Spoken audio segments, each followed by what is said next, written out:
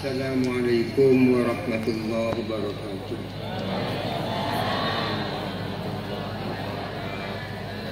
Bismillahirrahmanirrahim. Alhamdulillahi rabbil alamin. Wassalatu wassalamu ala asyrafil anbiya'i wal mursalin Sayyidina Muhammadin sallallahu alaihi wasallam wa ala alihi wa sahbihi ajma'in, amma ba'du. Al-mukarramin, para kiai, para ibu nyai, para pengurus Jamiyah Nahdlatul Ulama, baik cabang, MBC, ranting dan seterusnya, Bapak Kepala Desa apa ini? Saraten, para hadirin hadirat yang saya hormati, alhamdulillah bahwa pada pagi menjelang siang ini saya bisa hadir di tempat ini memenuhi undangan pengurus MWC Kecamatan Tuluring, ya kan?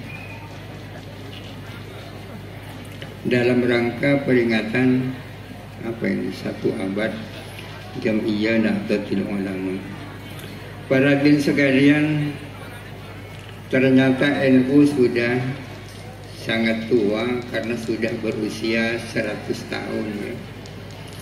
Sudah berusia 1 abad. Tapi 100 tahun menurut hitungan kalender Hijriyah, bukan menurut hitungan kalender Masehi. Kalau untuk kalender Masehi, untuk umur 100 tahun masih tinggal 3 tahun lagi, ya. Tinggal 3 tahun lagi. Orang banyak mempertanyakan, bukankah peringatan 1 abad Nahdlatul Ulama itu tinggal 3 tahun? Betul kalau itu menurut kalender Masehi. Tetapi kalau menurut kalender Hijriah, memang sekarang sudah saatnya NU mengadakan peringatan 1 abad.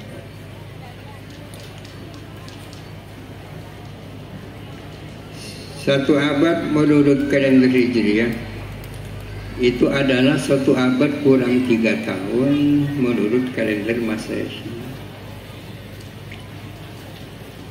Makanya di dalam Al-Quran dikatakan walabithu fi kahfihim salasami'atin sinina wazdadu tis'a. Artinya Ashabul Kahfi tinggal atau diam di dalam gua selama 300 tahun ditambah 9 tahun. Kok ditambah 9 tahun? 300 tahun itu menurut kalender Masehi, sedangkan 309 tahun menurut kalender Hijriyah. Para hadirin sekalian, kita berdoa kepada Allah Subhanahu wa taala, mudah-mudahan momen 1 abad ini NU mampu untuk memperbaharui Nahdlatul Ulama yang sudah berusia 100 tahun. Di dalam Islam ada yang nama tajdiduddin, pembaharuan agama. Rasulullah sallallahu alaihi wasallam bersabda, "Innallaha yab'atsu li hadhil ummati ala kulli ra'si mi'ati sanatin man yujaddidu laha dinah." Bahwa Allah Subhanahu wa taala akan melahirkan orang-orang yang dapat memperbaharui agama ini dalam setiap 100 tahun, ya kan? Apa yang dimaksud dengan pembaharuan? Apanya yang diperbaharui? Memperbaharui itu artinya memperkuat isinya dan memperbaharui bungkusnya, ya kan? Yang substansi itu dipertahankan, sementara kulitnya itu terus dikembangkan, itu namanya tajdid. Para hadirin sekalian, ada orang bertanya, kenapa NU ini lahir? NU ini merupakan organisasi sakral, ya. Merupakan organisasi sakral karena dilahirkan oleh manusia-manusia sakral. NU adalah organisasi sakral karena dilahirkan oleh manusia-manusia sakral. Yang dimaksud manusia-manusia sakral adalah wali-walinya Allah, para aulia, para ulama yang tidak hanya bermodalkan kecerdasan intelektual, akan tetapi juga bermodalkan kecerdasan spiritual. Tidak hanya menyukupkan kecerdasan otak, akan tetapi lebih daripada itu adalah pendekatan kepada Allah Subhanahu wa Ta'ala. Mudah-mudahan kita kaum nahdien bisa mengikuti rombongannya Kiai Hasyim Asy'ari dan para pendiri NU yang lain nanti pada hari kiamat menghadap Allah Subhanahu wa Ta'ala dan masuk surga mengikuti rombongan mereka, ya.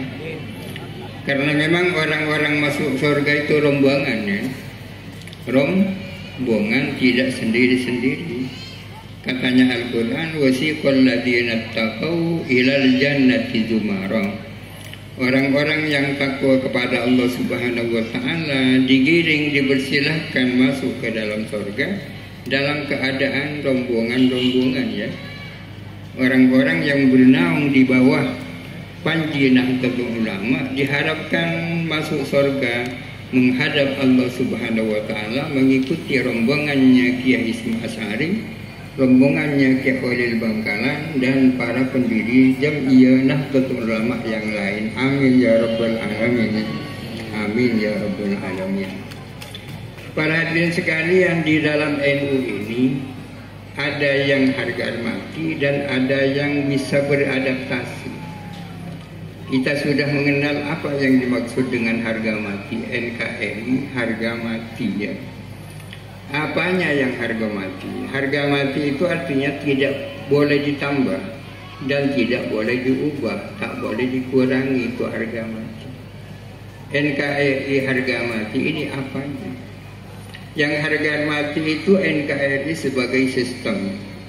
Kalau isinya belum harga mati, masih banyak kekurangan-kekurangan yang perlu disempurnakan NKRI. Demikian pula di dalam NU. Di dalam NU ada yang harga mati, ada yang beradaptasi, ya. Bahwa NU di bidang akidah mengikuti mazhabnya Abul Hasan Al-Asy'ari dan Abu Mansur Al-Maturidi itu harga mati, tak bisa diubah, ya. Sekali lagi bahwa NU di dalam bidang akidah mengikuti mazhabnya Imam Abul Hasan Al-Asy'ari dan Abu Mansur Al-Maturidi itu harga mati. Bahwa NU di bidang fikih mengikuti mazhab yang empat, mazhabnya Imam Abu Hanifah, mazhabnya Imam Malik, mazhabnya Imam Asy-Syafi'i, mazhabnya Imam Ahmad bin Hanbal, itu harga mati. Bahwa NU di dalam bidang tasawuf mengikuti mazhabnya Al-Baghdadi, Al-Wazali, Syekh Abdul Qadir Jailani, Abul Hasan As-Sadili, itu adalah harga mati. Para hadirin sekalian, pada tahun 2016 ada muktamar internasional. Tempatnya bukan di Jakarta, akan tetapi di Grozny. Tahu Grozny, ya? Grozny itu adalah ibu kota Chechnya. Chechnya itu di mana? Chechnya itu adalah bagian dari negara Rusia, ya, bagian dari negara Rusia. Di situ ada muktamar internasional, akan tetapi yang menggagas adalah perguruan tinggi terkemuka yang ada di dunia. Perguruan tinggi apa saja? Di antaranya adalah Jami'atul Azhar, Mesir. Yang kedua adalah Universitas Az-Zaitunah, Tunisia. Yang ketiga adalah Universitas Korawain Maruku dan perguruan tinggi yang lain. Itu yang mengadakan muktamar internasional di Grozny. Yang dibicarakan hanya satu berupa pertanyaan. Apa pertanyaannya? Manhum ahlus sunnah wal jamaah. Ahlus sunnah wal jamaah itu siapa? Itu yang dibicarakan. Pesertanya adalah para ulama seluruh dunia. Yang dibahas hanya satu, siapakah ahlus sunnah wal jamaah itu? Akhirnya ada keputusan bahwa ahlus sunnah wal jamaah adalah kaum muslimin yang di bidang akidah mengikuti mazhabnya Imam Abul Hasan Al-Asy'ari dan Imam Abu Mansur Al-Maturidi. Yang kedua, ahlus sunnah wal jamaah adalah mereka yang di bidang fikih mengikuti mazhab imam yang empat, yakni Imam Abu Hanifah, Imam Malik, Imam Asy-Syafi'i, dan Imam Ahmad bin Hanbal. Ahlus sunnah wal jamaah adalah mereka yang di bidang tasawuf mengikuti Al-Junaid Al-Baghdadi, Abu Hamid Al-Ghazali, Abu Hasan As-Sadili, Syekh Abdul Qadir Al-Jailani. Ini persis dengan NU ya. Ada pertanyaan, siapa menyuruh siapa? Apakah NU mengikuti hasil muktamar itu atau sebaliknya muktamar mengikuti NU? Tak mungkin NU niru mereka. Kenapa? Sebab karena NU sudah lebih dulu menciptakan dan membuat rumusan seperti itu.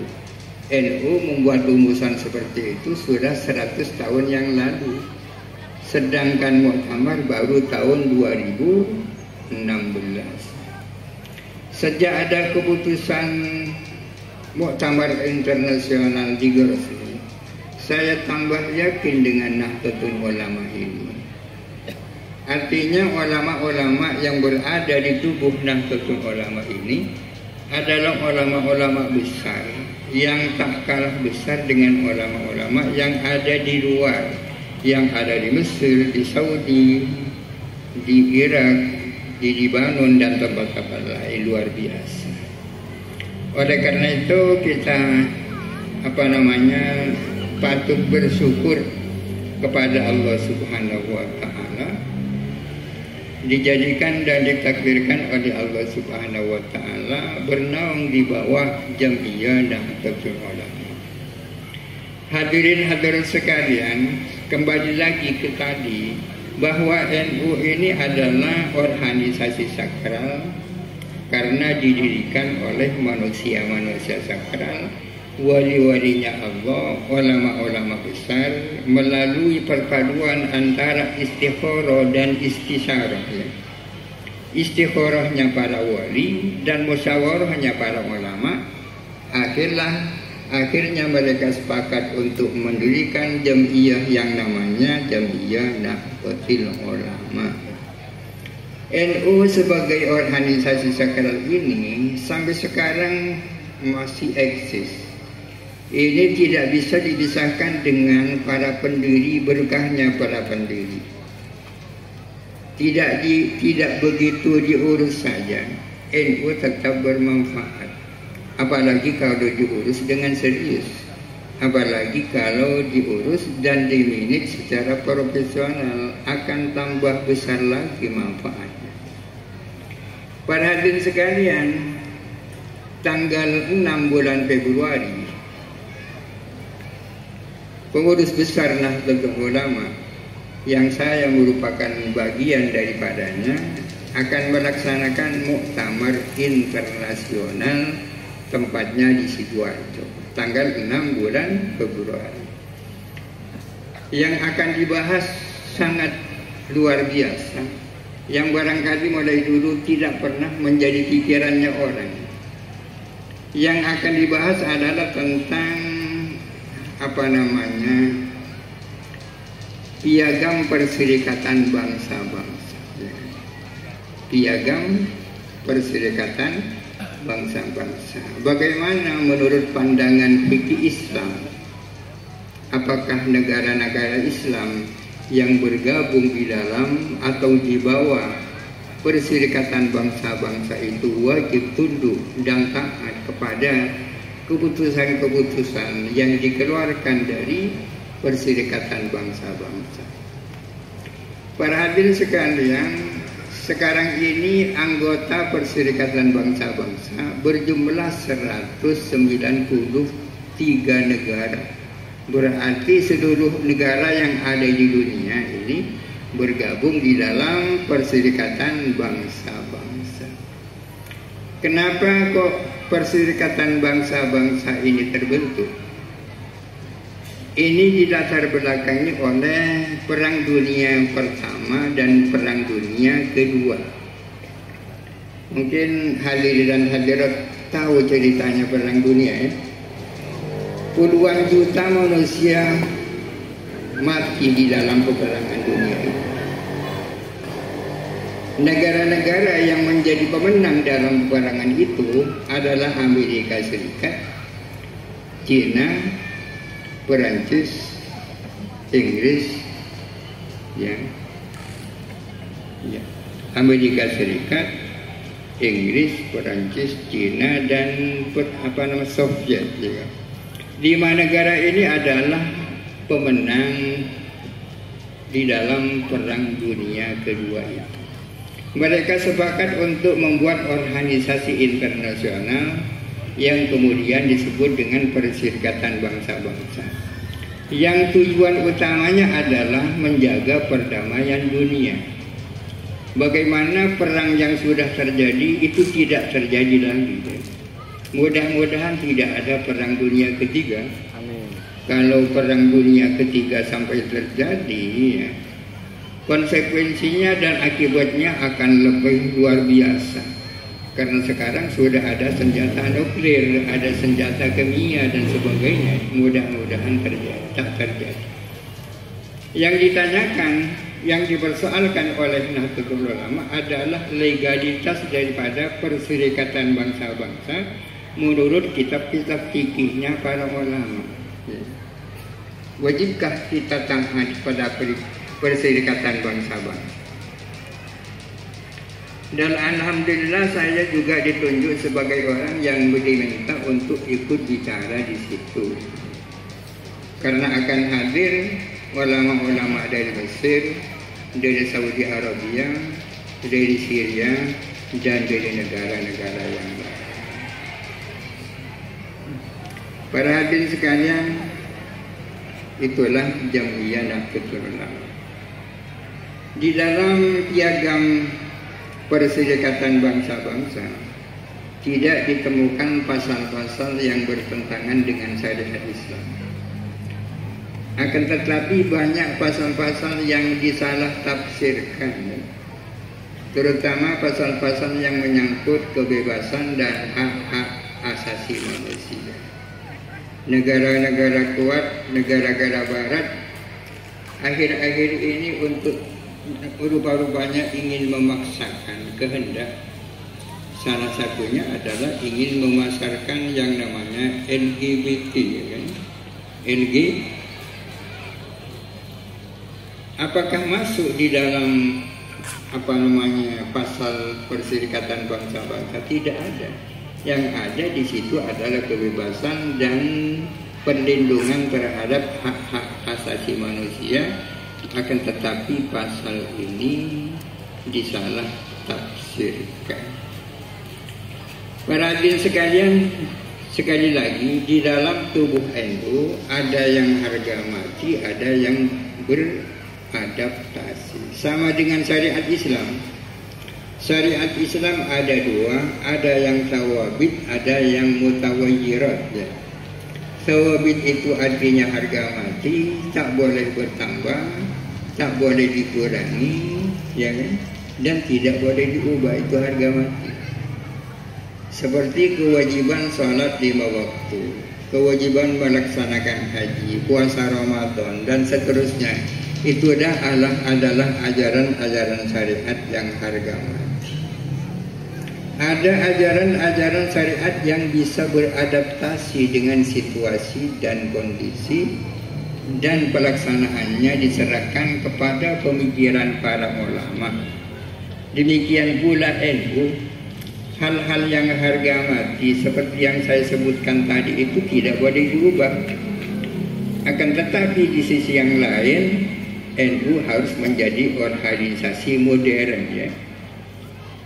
Jadi harus menjadi organisasi modern. Ada sebagian orang membagi pesantren menjadi dua. Ada pesantren salaf, ada pesantren modern. Seolah-olah salaf dan modern itu adalah dua hal yang tidak bisa dikompromikan. Kalau salaf ya berarti tak modern, kalau modern berarti tak salaf, bukan begitu. Pembagian pesantren menjadi salaf dan modern ini keliru. Sebaiknya pesantren ini itu dari satu sisi adalah salaf, di sisi yang lain adalah modern. Salafnya di mana dan modernnya di mana? Salafnya adalah menyangkut hal-hal yang substansi, ya. Persoalan keimanan kepada Allah Subhanahu wa taala tetap diperkuat, ketakwaan keilmuan agama yang luar biasa tinggi, akhlakul karimah dan seterusnya itu salafnya, ya kan? Akan tetapi di sisi yang lain, pondok-pondok pesantren tidak boleh ketinggalan zaman.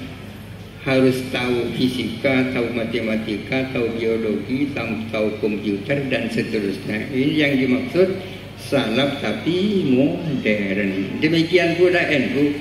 NU harus tetap salaf, akan tetapi di sisi yang lain harus modern, ya kan. Para hadirin sekalian, ini mungkin yang bisa disampaikan karena sudah terlalu lama duduk di sini. Mudah-mudahan apa yang saya sampaikan bisa dipahami dan ada manfaatnya. Amin. Dan saya mohon maaf atas segala salah dan khilaf. Assalamualaikum warahmatullahi wabarakatuh. Waalaikumsalam warahmatullahi wabarakatuh. Doa.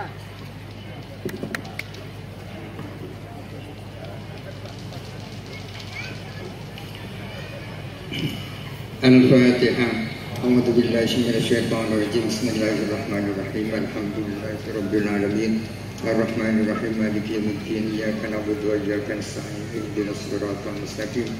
Siratal ladzina an'amta 'alaihim ghairil maghdubi 'alaihim waladdallin. Sallallahu ala sayyidina Muhammadin wa alihi wasallam. Allahumma bihaqqil Fatihah wa bisirril Fatihah wa bi hurmatil Fatihah wa bi karamatil Fatihah iqdi hawaiyana fid din wad dunya wal akhirah. Allahumma bihaqqil Fatihah wa bisirril Fatihah wa bi hurmatil Fatihah wa bi karamatil Fatihah iqdi hawaiyana fid din wad dunya wal akhirah. Amin ya Allah. Allahumma inna nas'aluka mujibati rahmatik wa azaima maghfiratik wassalamata min kulli ithmin wal ghanimata min kulli birrin wal fawza bil jannah wa najata minan nar. Allahumma ahsin aqibatana fil umuri kulliha wa ajirna min khizyid dunya wa adzabil akhirah. Allahumma ahsin aqibatana fil umuri kulliha wa ajirna min khizyid dunya wa adzabil akhirah. Allahumma ahsin aqibatana fil umuri kulliha wa ajirna min khizyid dunya wa adzabil akhirah. Allahumma tsabbitna ala nahjil istiqamah wa a'inna fid dunya bil mujibatin nadamati yawmal qiyamah. وخفف عنا شكر والأوزار وارزقنا عيشة الأبرار واكفنا واصرف عنا شر الأشرار وأعتق رقابنا ورقاب آبائنا وأمهاتنا وإخواننا وأخواتنا من النار برحمتك يا عزيز يا غفار يا كريم يا ستار يا عليم يا جبار يا الله يا الله يا الله ولا حول ولا قوة إلا بالله العلي العظيم. ربنا آتنا في الدنيا حسنة وفي الآخرة حسنة وقنا عذاب النار. وصلى الله على سيدنا محمد وعلى آله وصحبه وسلم. الفاتحة. أعوذ بالله من الشيطان الرجيم. بسم الله الرحمن الرحيم. الحمد لله رب العالمين الرحمن الرحيم مالك يوم الدين. إياك نعبد وإياك نستعين اهدنا الصراط المستقيم صراط الذين أنعمت عليهم غير المغضوب عليهم ولا الضالين. آمين.